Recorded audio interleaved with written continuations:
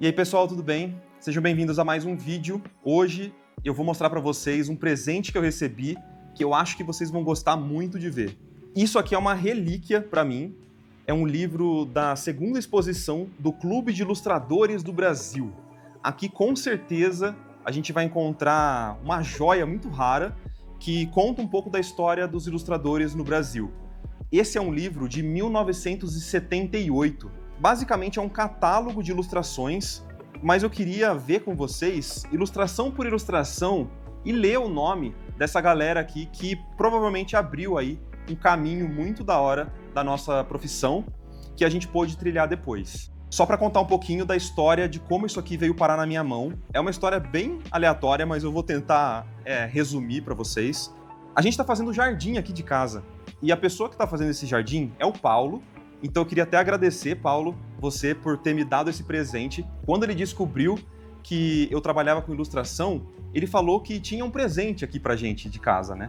E ele tinha essa relíquia guardada. Isso aqui é de uma época que ele era adolescente, estava estudando desenho ainda, e que ele guardou até os dias de hoje, e por acaso do destino, isso aqui veio parar nas minhas mãos, então eu quero compartilhar, por que não? Prestar uma homenagem aí a uma geração de artistas que provavelmente a gente nem sabe o nome, mas que foram extremamente importantes para a nossa profissão.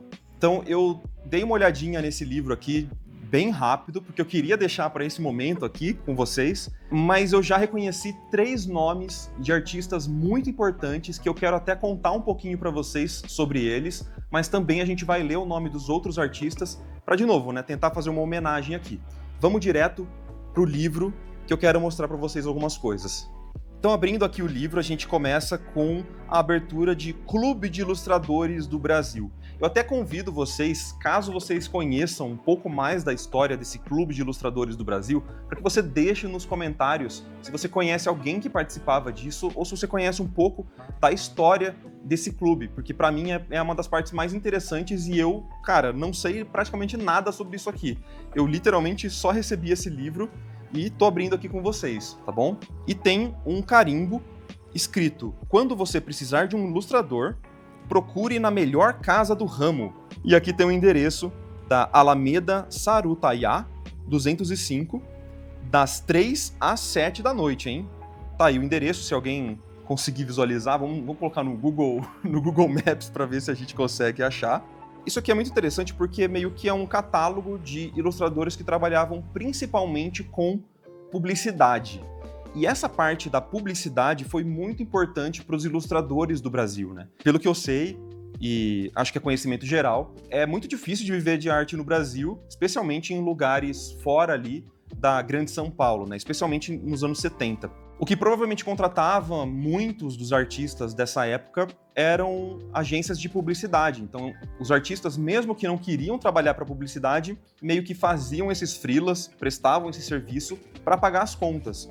Mas o que a gente vai ver aqui é que muitos desses artistas também se desenvolveram para os quadrinhos, por exemplo, né? Que provavelmente era a paixão de muitos deles, mas eles tinham que fazer uns freelas ali para publicidade, porque provavelmente pagava melhor, né? Virando aqui, a gente tem um texto de introdução que eu vou ler com vocês. Esta é a segunda exposição que o museu dedica aos pintores e ilustradores, agora reunidos no Clube de Ilustradores do Brasil, presidida por Paulo de Andrade. A nova manifestação, ainda mais selecionada, é à altura da primeira e confirma que o Brasil, também neste setor, já tem possibilidade, ao par de qualquer outro país, especialmente pelo avanço conseguido pelas empresas jornalísticas e empresas de publicidade, sem contar a tradição que vem do começo do século, quando operavam Di Cavalcanti, Lula Cardoso Aires, Belmonte, J. Carlos, para nomear alguns dos antigos. Anos atrás, para comemorar o cinquentenário da Semana de Arte Moderna de 22, o MASP reuniu, ao redor das pinturas e esculturas colocadas naquela famosa reação contra o academismo, cartazes, charges, desenhos de publicidade, ilustrações de livros e revistas, justamente para frisar que a arte não é somente a pura, entre aspas, como se diz, a arte pela arte, mas também as produções geralmente desconsideradas como tais. A estética não é hóspede das teorias, é expressão do cotidiano. É por isso que o MASP, quando tem ocasião, se preocupa de captar expressões do cotidiano, como é o caso desta amostra de nossos artistas que comunicam com todos, assinado por PM Bard. Legal a introdução, né? Dá bastante o contexto sobre o que estava acontecendo ali naquela época. Tem um outro texto aqui, eu vou dar uma lida. Conseguimos reunir meia centena de ilustradores de diferentes técnicas e campos de atividade. A contribuição desses profissionais nas artes gráficas é incontestável e a presença deles neste encontro vem demonstrar, publicamente, a vontade de tornar este setor igualmente independente das ofertas de além fronteiras. Ó, que texto bem escrito, rapaz. A segunda exposição do Clube de Ilustradores do Brasil, que, de uma iniciativa despretensiosa a uma realidade palpável, nos permitiu uma análise bastante rigorosa da nossa potencialidade cultural e técnica. Essa presença profissional, no nosso dia a dia, nos obriga a uma reflexão crítica e nos impõe a necessidade de uma conscientização junto ao nosso mercado consumidor ou cultural. Então aqui a gente tem um texto do Paulo de Andrade, provavelmente um pouco mais técnico, falando sobre como foi aqui a realização dessa exposição do CIB, né, dos sócios do CIB. Tem uma partezinha mais técnica, tem uma explicação de como os artistas foram escolhidos, mas a parte mais interessante para mim é esse parágrafo aqui, ó. O artista gráfico brasileiro não está mais deslocado da realidade, não é omisso e superou a fase embrionária. Hoje, ele é adulto, tão bom quanto os profissionais de fora. Então é uma forma de você reforçar a qualidade do mercado interior aqui, né, o mercado interno do Brasil, e provar de uma vez por todas que os ilustradores são profissionais da arte, tão capacitados quanto os gringos. E é engraçado como meio que essa discussão continua até hoje, né? Meio que a gente, de certa forma, precisa se reafirmar, né? Ainda é um pouco estranho quando você ouve falar que um dos melhores artistas brasileiros vem de Osasco, por exemplo, né? As pessoas ficam, nossa, sério? Tem artista bom de Osasco? Tem, galera. Tem vários artistas bons do Brasil inteiro, né? Mas eu acho que tem essa pecha para os artistas, principalmente, de ter que explicar para a família, ainda que viver de arte é possível e que sim, é uma profissão igual a qualquer outra, mas essa reafirmação é importante ainda nos dias de hoje. É claro que melhorou, né? Especialmente com a disseminação do que a gente faz, das nossas artes, mas ainda assim é uma discussão extremamente relevante. Imagina como era relevante isso em 1978. Muito legal, né? Vamos lá. Aqui tem os créditos. Tem uma foto da medalha de ouro, criação de Cláudio Pesce, 48, protótipo Walter Hilm. Vamos lá, então, para as ilustrações. Eu vou passar aqui, até para não ficar muito longo esse vídeo, eu vou ler alguns nomes, tá? Mas a gente vai se aprofundar em 3 desses nomes, principalmente, tá bom? Porque são os que eu tenho mais contato e os nomes que eu reconheci. Mas, de novo, eu deixo aí o convite para, se você reconhecer alguns desses ilustradores e souber se aprofundar um pouquinho mais na história deles, por favor, lembra de deixar aqui nos comentários uma descrição, a sua história com esses artistas. Seria muito legal a gente usar isso aqui, essa seção de comentários e esse vídeo como uma homenagem a todos esses ilustradores, tá bom? Caso você tenha aí um outro livro como esse, da primeira exposição, não sei se foi feito, da terceira, será que teve uma terceira exposição? Pô, por que não me manda aí? Então, entre em contato, sei lá, quem sabe a gente pode fazer outros vídeos como esse. Mas vamos lá. O livro abre com algumas ilustrações, algumas artes editoriais, inédito, publicidade, Bolota e Osvaldo. Tem muitas artes desse Bolota, cara. Eu fiquei curioso porque o trabalho é muito legal, é muito bonito. E vocês vão ver várias artes aqui desse Bolota. Antes desse livro aqui eu não conhecia o trabalho dele. E aqui temos uma arte muito interessante de um carinha chamado Benício. Ninguém mais, ninguém menos do que Benício. Essa aqui é a arte do Benício. E, cara, ele foi simplesmente um dos maiores artistas do Brasil, tá? Um dos maiores ilustradores, com certeza, um dos mais importantes, porque o Benício foi um artista multifacetado. Benício trabalhou para capas de livros, pôster de filme, ilustração para editorial.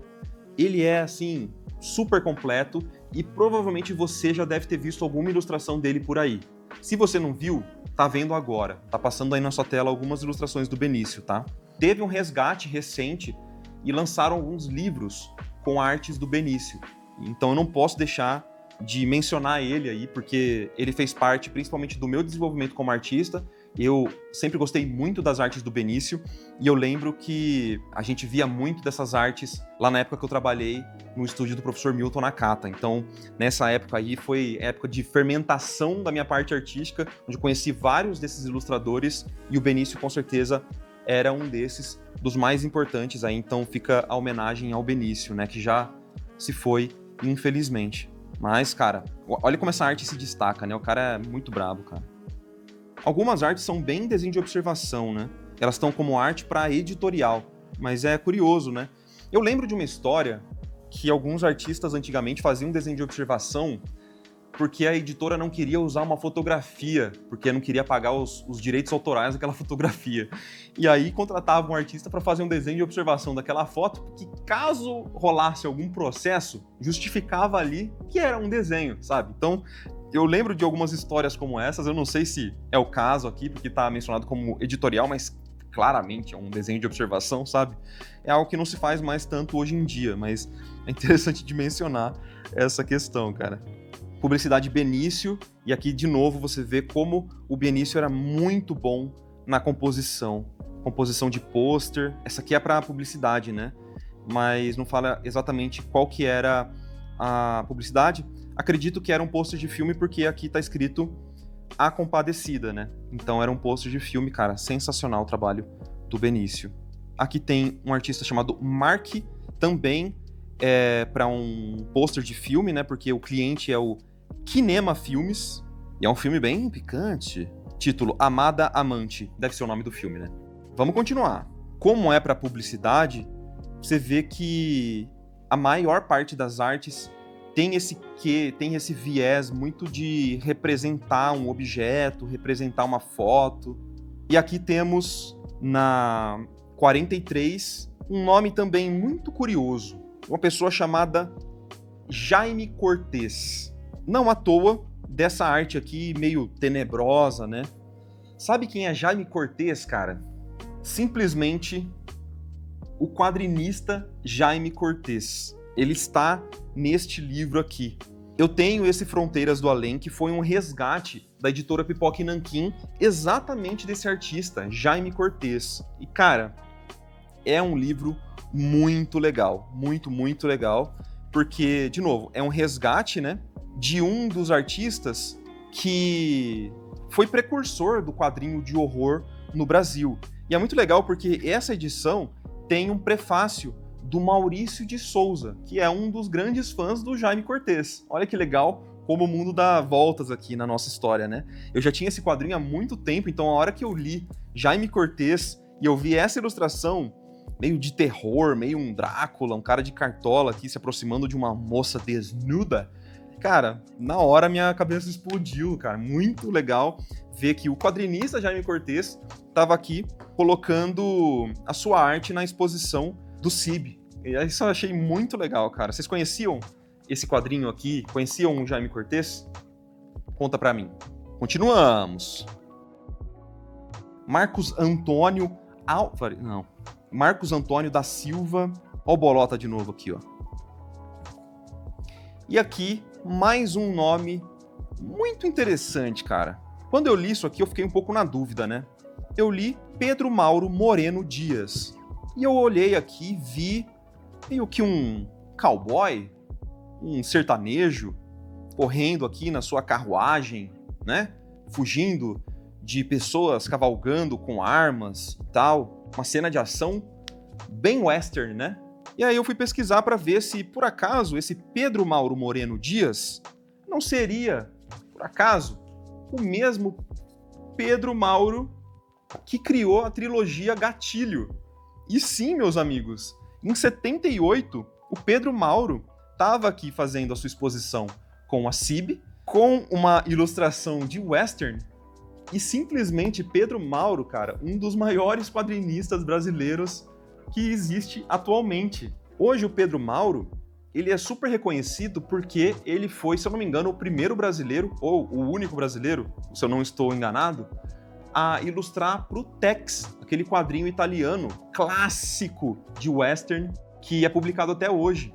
E sim, cara, Pedro Mauro, ele foi criador aqui da trilogia Gatilho. Ele lançou também, se eu não me engano, com parceria de um italiano, O Procurador, com Pipoca e Nanquim também, que também é um quadrinho western. Então, cara, eu achei demais mesmo essa ligação. O Pedro Mauro, se eu não me engano, ele começou a sua carreira em 71.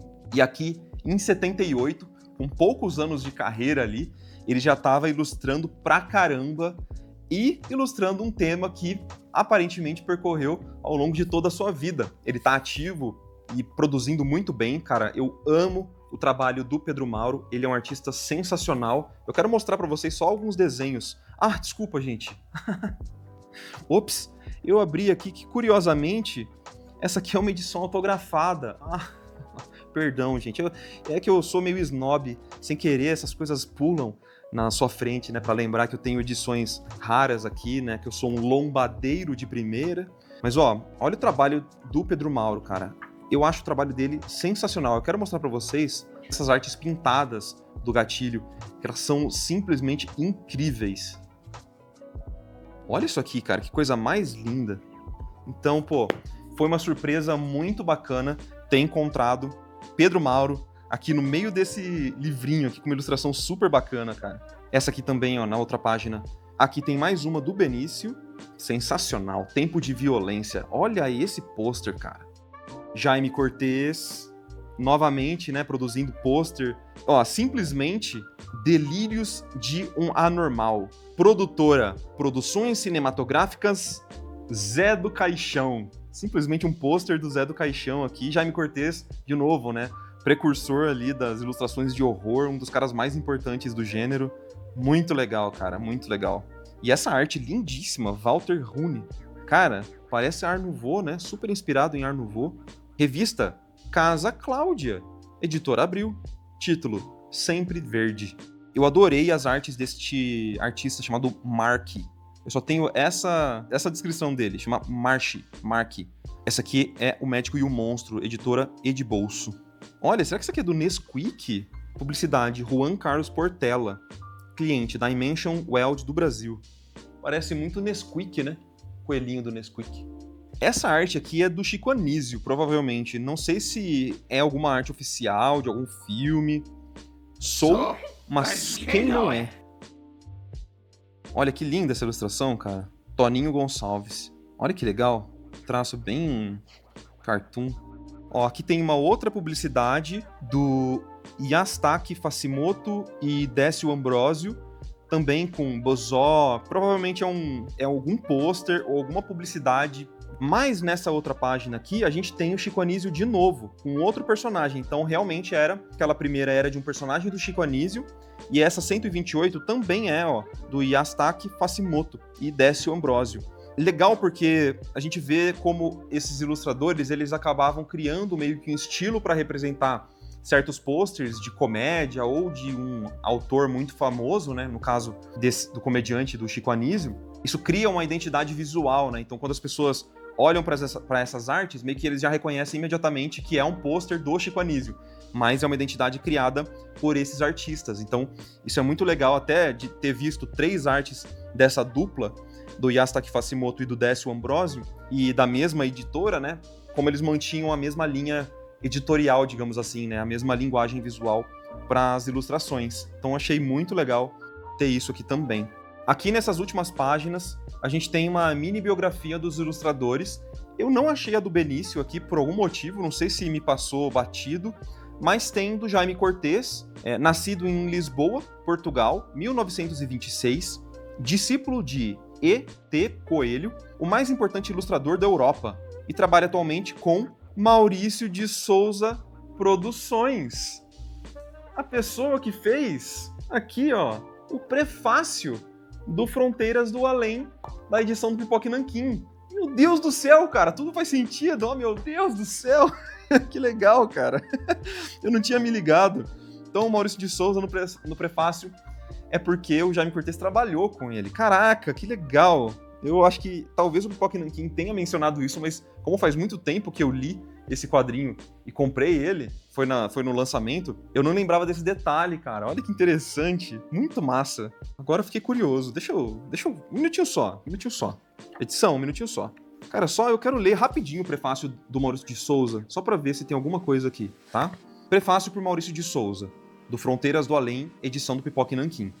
Fins de 1959, início dos anos 60, as editoras da Moca, em São Paulo, deixavam de ser pequenas e inundavam o país com dezenas de títulos de história em quadrinhos. A onda começou quando as histórias de terror foram proibidas nos Estados Unidos. Como o público brasileiro já se acostumara com esse gênero, as editoras que antes só publicavam material estrangeiro correram atrás dos artistas nacionais e Tome Terror. E foi um maravilhoso florescimento de títulos, gêneros e vocações, auxiliado por um bom momento do cinema nacional, que também propiciou inspiração para quadrinhos baseados em artistas e comediantes de sucesso. Mas o terror continuava imbatível, vendia mais que tudo. Por que não tentar aproveitar a onda? E, na calma de uma varanda gostosa, fui elucubrando, com muita dificuldade, uma história de terror, com muito claro e escuro como tinha que ser. Personagens meio chupinhados do estilo Alex Raymond e um roteiro pra lá de medíocre. E por mais que me esforçasse, não conseguia imaginar nada além de 4 páginas. Consegui que o diretor artístico me recebesse para avaliar os meus desenhos. Ele pegou as 4 páginas, olhou, viu meu nome rabiscado ali, olhou pra mim e me perguntou se não era eu quem fazia as tiras do Bidu na Folha. Confirmei. Ele, então, disse: "Se você faz aquelas coisas tão bonitas e engraçadas no jornal, por que me traz desta merda aqui? Faça histórias do Bidu que nós publicamos." Foi um choque positivo pra mim. Um diretor de editora toparia publicar o que eu sabia fazer. Voltei pra casa inebriado, pronto para esquecer de vez outros gêneros e mergulhar no mundo dos quadrinhos do Bidu. E comecei a trabalhar duro para lançar as minhas primeiras revistas ainda em 1960. A revista se chamou Bidu, e o diretor, que insistiu para que eu permanecesse no gênero de histórias cômicas, foi o meu mestre, Jaime Cortez. Nesse prefácio, Maurício de Souza deixa claro que Jaime Cortez já era um diretor de editora ali quando o Maurício de Souza estava começando, e ele se refere ao Jaime Cortez como o meu mestre. Olha que interessante, cara, porque aqui, neste livro, tá falando que o Jaime Cortez trabalhou na Maurício de Souza Produções. Então agora eu fiquei curioso para saber mais dessa história, cara. Que legal! Para finalizar aqui, eu queria só ler a do Pedro Mauro, tá? Que eu mencionei. De novo, eu não encontrei aqui, por algum motivo, a do Benício, mas vamos ler a do Pedro Mauro. Nascido em Nova Europa, São Paulo, 1953. Começou como ilustrador em histórias em quadrinhos, passando depois para a publicidade. Foi o que eu falei, né? Muitos artistas, para ganhar melhor, para sobreviver, trabalhavam para a publicidade. Não era nem necessariamente que eles gostavam, era porque eles precisavam mesmo fazer para, às vezes, sustentar a sua paixão verdadeira, que era quadrinhos. Eu acredito que é o caso do Pedro Mauro, porque ele seguiu fazendo quadrinhos muitos anos depois, né, até os dias de hoje. Então acredito que a verdadeira paixão ali do Pedro Mauro não era necessariamente a ilustração, mas era sim os quadrinhos. Principais contas que atendeu, isso é clássico, né? Principais contas que ele atendeu: General Motors do Brasil, Ford, Goodyear e etc. Caraca, nessa época, Pedro Mauro já estava atendendo várias contas principais, hein? Olha que legal.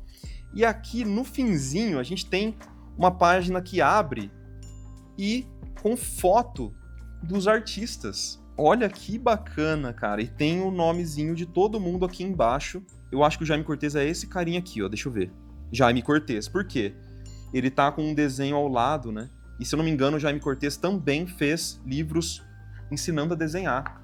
Antes de encerrar, eu queria só ler rapidinho uma mini biografia de uma artista que aparece aqui nesse livro, que é a Wanda Ferreira Cardim.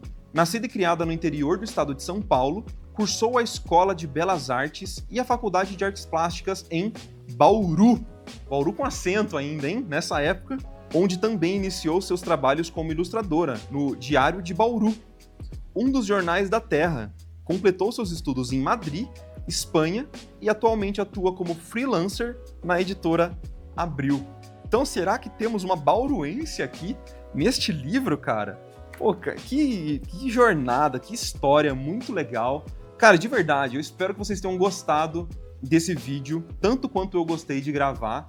É muito legal rememorar aqui um pouco da história da ilustração no Brasil e dar os créditos, de novo, a quem ali, ó, abriu a mata para que a gente pudesse trilhar em seguida depois. A gente esquece que os ilustradores de hoje em dia, arte digital, tudo isso tem um passado enorme, especialmente na publicidade, nos quadrinhos, e a gente deve muito a vários desses artistas que estão aqui. Obviamente, muitos artistas ficaram de fora dessa exposição, como eu li ali naquela introdução, mas, que resgate legal que a gente tentou trazer aqui, que livro bacana que surgiu no meu colo, assim, do nada, cara. Foi um presente e que fez a gente pesquisar um pouquinho das histórias desses artistas. De novo, com certeza tem muitos artistas que foram muito importantes, mas que eu não reconheci o nome, então, por favor, vamos estender a discussão aí nos comentários desse vídeo.